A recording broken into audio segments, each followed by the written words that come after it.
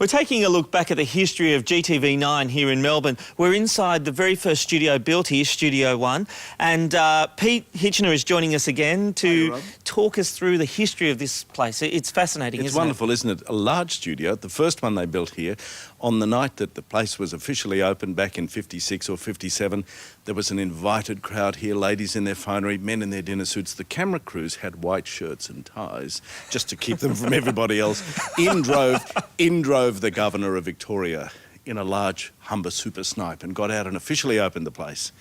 Amazing. And this was where everything came from in the first days. This was where Tommy Hanlon Jr. would do It Could Be You. This is where the wrestling came from, and the news at night and IMT. I mean, it's got a rich history, this place. Well, everything here has a rich history, Yes. but to be the actual first studio is phenomenal. It's wonderful. And the thing that struck me when we first came in here was how long it is. I wasn't quite expecting that from the first studio. A TV studio. Yeah. Well, because in those days it was following the lines of the Hollywood system of the 1920s and 30s, where they had big studios and they had sets and they had a band on the payroll and dancers on the payroll and writers and producers and people who made the sets and painted the sets and electricians and everybody. It was like Hollywood, and so you needed big studios for these things. Now, it's changed a bit now. That back there where we were is where these days you'll see infomercials for Kerry-Ann Kennelly.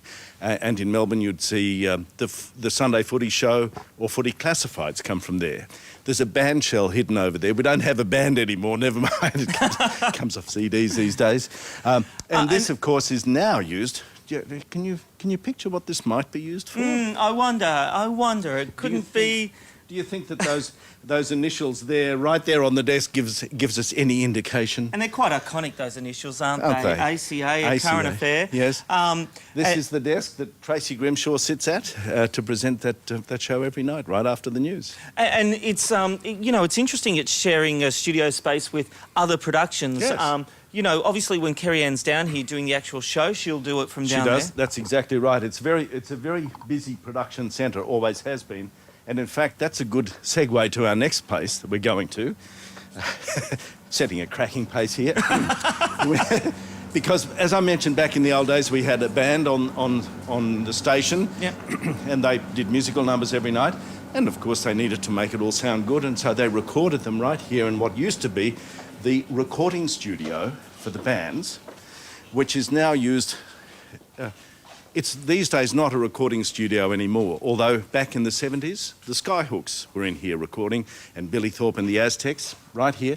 Now, if you look around, you might notice something that, well, it looks like the room is used for something, and it certainly is. There are some of the parts of the set for Kids WB, which is also one of the productions here at Channel 9. It goes out also on Go Channel with Heidi and Shura.